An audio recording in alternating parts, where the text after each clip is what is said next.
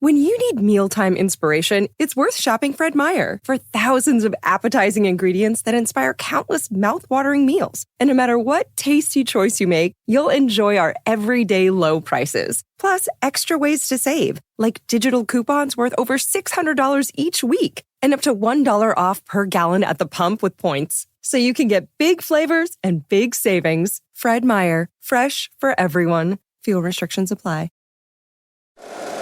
Every team, every topic, everywhere. This is Blvd.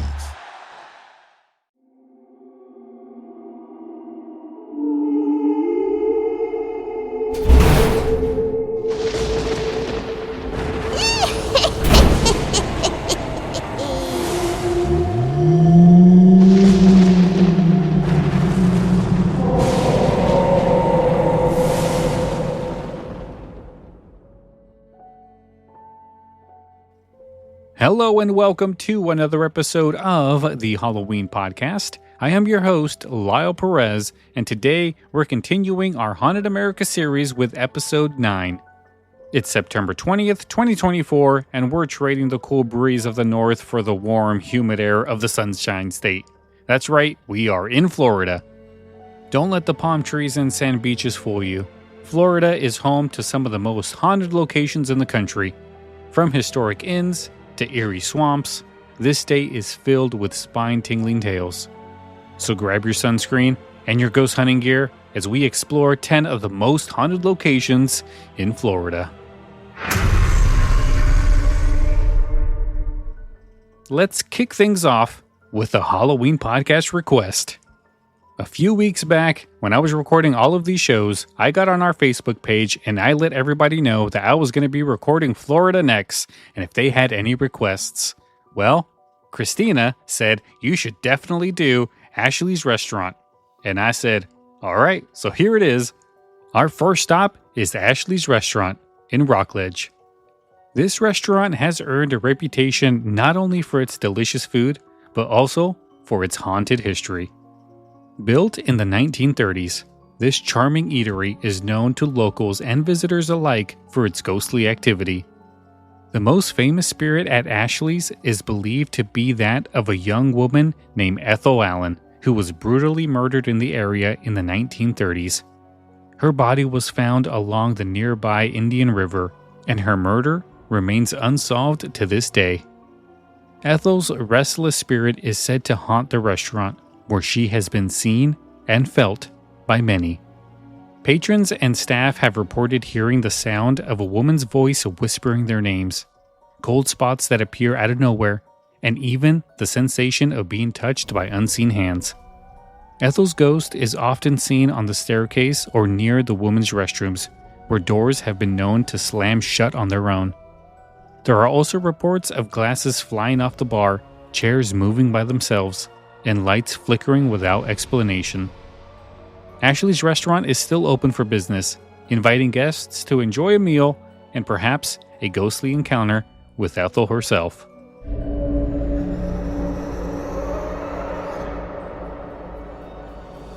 Next, we head over to St. Pete Beach, where we find the Grand Don CeSar Hotel, also known as the Pink Palace. This luxurious hotel, built in 1928, has a glamorous history, but it's also known for its ghostly visitors. The most famous ghost at the Don CeSar is Thomas Rowe, the hotel's original owner. Rowe built the hotel as a tribute to his lost love, Lucinda, whom he met in England but was forbidden to marry. Heartbroken, Rowe constructed the hotel in the Mediterranean style to remind him of their time together. Guests and staff report seeing Rowe's ghost, dressed in a white suit, wandering the hotel's halls and gardens, often accompanied by a woman in a flowing white dress, believed to be Lucinda. The pair is often seen holding hands, gazing out at the ocean, and occasionally disappearing into thin air. Visitors have also reported hearing the faint sound of classical music playing when no source can be found. The Don CeSar Hotel remains open and welcomes guests who may find themselves in the company of its ghostly couple. Our next stop takes us to St. Augustine, home of the famous St. Augustine Lighthouse. Standing since 1874, this towering beacon is not only a landmark, but also one of the most famous haunted houses in Florida. The most famous spirits here are two young sisters, Eliza and Mary, daughters of a former keeper who tragically drowned while playing near the lighthouse. Their playful laughter can still be heard echoing up the spiral staircase, and some have even seen their ghostly figures darting around the corner. Visitors have reported hearing the sound of children's footsteps running up and down the stairs, and have even seen small handprints appear on the glass in the tower, only to disappear moments later. There's also the spirit of a former keeper, Joseph Andrew, who died in a tragic accident while painting the lighthouse. His ghost is often seen on the catwalk, looking out at the sea. The St. Augustine Lighthouse is open for tours, including ghost tours at night for those brave enough to climb its haunted steps.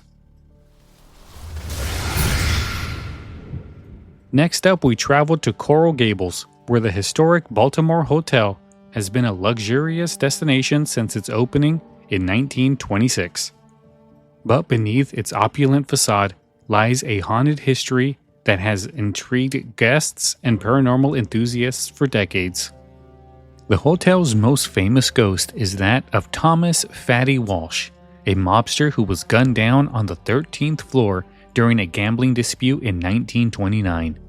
His spirit is said to roam the hotel, particularly the 13th floor, where he was killed.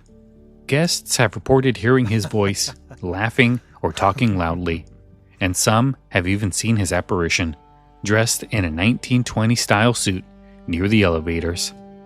There are also reports of ghostly soldiers in World War II uniforms, a remnant from the time when the hotel was used as a military hospital. Some guests have seen the figures of nurses tending to invisible patients and heard the sound of distant gunfire. The Baltimore Hotel is still open and offers ghost tours that explore its haunted past.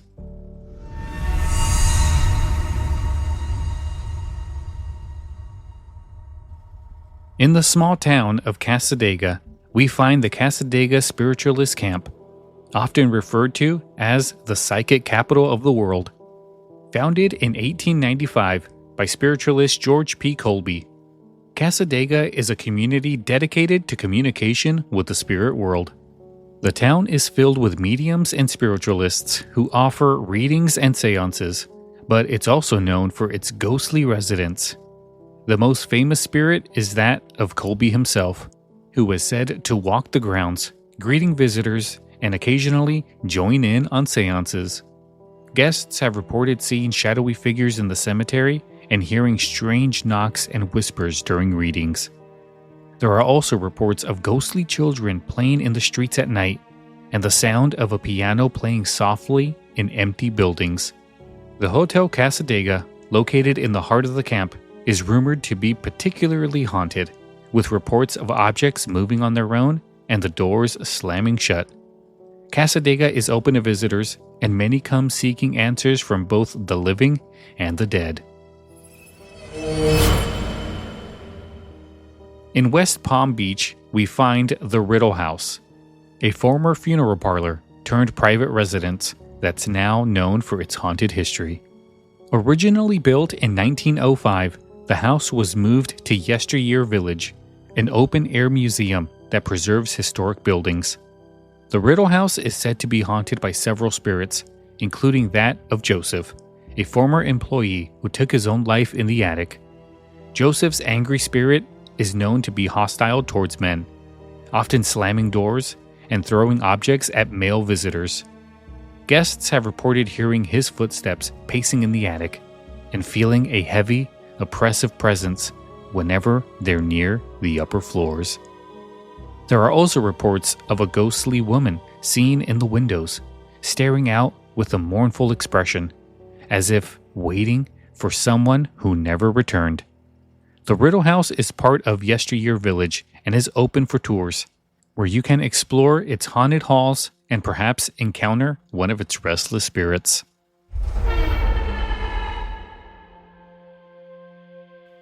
Next, we head to Port St. Lucie to visit a place with a dark reputation, the Devil's Tree in Oak Hammock Park.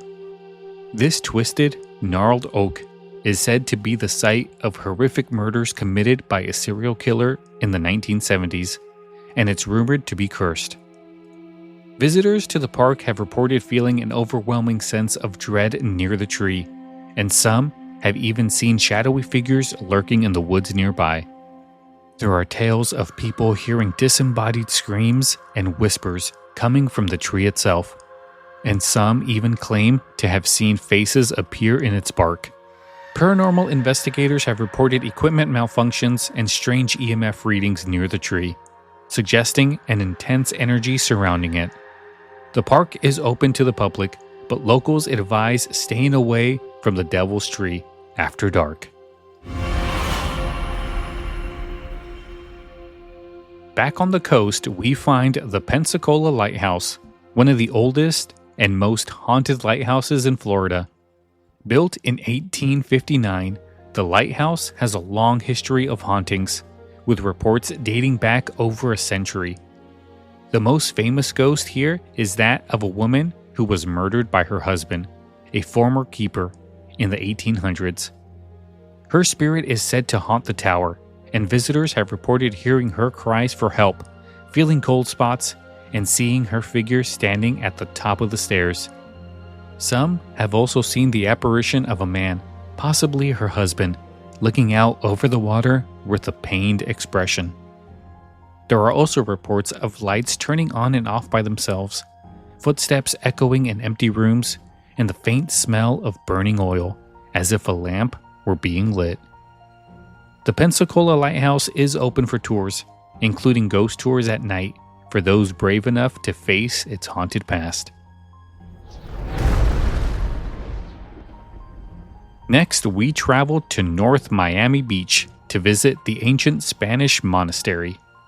Originally built in Spain in 1141 and brought to Florida in the 20th century, the monastery is steeped in history, and many believe its ancient walls are home to restless spirits. Visitors have reported seeing the ghostly figure of a monk walking the grounds, his face obscured by a hood. Others have felt an icy breeze in the chapel, even on the hottest days, and have heard the sound of chanting coming from empty rooms. There are also reports of a mysterious woman in white who would appear in the gardens, only to vanish when approached. Some say the spirits are tied to the monastery's long history in Spain, while others believe they are drawn to the tranquility of its new location. The ancient Spanish monastery is open to the public, offering tours that explore its rich history and its ghostly tales. Our final stop brings us to Orlando, where the Hard Rock Hotel is known for more than just its rock and roll vibe. It's also said to be haunted by a few musical spirits. Opened in 2001, this lively hotel is filled with memorabilia from some of the greatest musicians in history, but some say that it's also filled with their spirits. The most commonly reported ghost is believed to be the spirit of a famous rock and roll star who stayed at the hotel shortly before his untimely death. Guests and staff have reported hearing the sound of a guitar playing softly in the hallways, even when no one is around. The ghostly guitarist has been seen in the lobby late at night, wearing a leather jacket, strumming away at an invisible instrument. Some guests have reported waking up to the sound of a crowd cheering in their rooms, only to find themselves alone. Others have seen shadowy figures dancing in the corridors late at night, as if attending an eternal rock concert. There are also reports of objects moving on their own, lights flickering, and strange noises coming from empty rooms. The Hard Rock Hotel is still open for business, offering a unique blend of music, luxury, and a touch of the supernatural.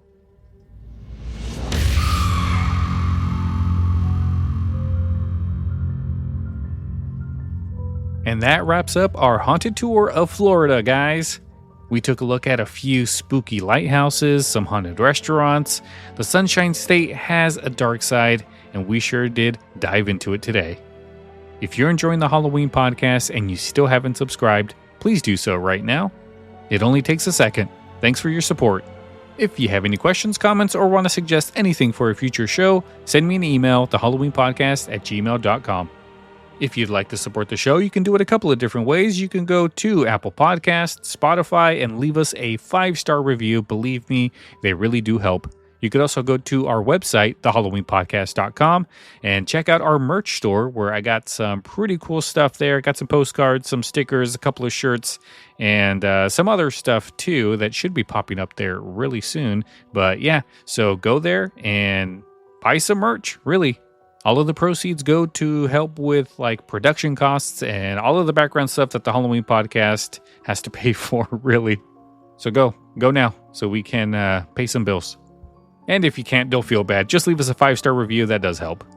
And don't forget to go to our Facebook page, facebook.com/The Halloween Podcast, and give us a like. Make sure you come on back tomorrow as we head to Georgia.